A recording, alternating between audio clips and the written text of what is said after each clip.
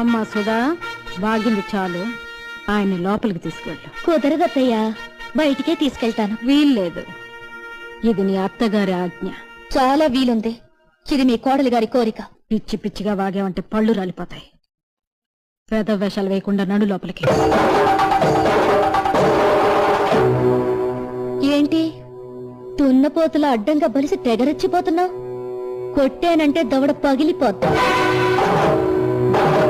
నీ కొడుకులాగా నన్ను గుప్పెట్లో పెట్టుకుందాం అనుకున్నావా? చెయ్యి నరికి చేతిలో పెడతాను. మావయ్య గారిలాగా నన్ను చీకటి కొట్లో పడేద్దాం అనుకుంటున్నావా? కిరసనాయలు పోసి తగలబెట్టేస్తాను.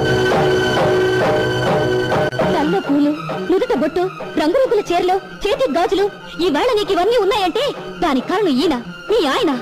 ఆయన్ని బయటికి తీసుకెళ్తానంటే పొద్దంటావా? చెప్పు తెగిపోద్ది.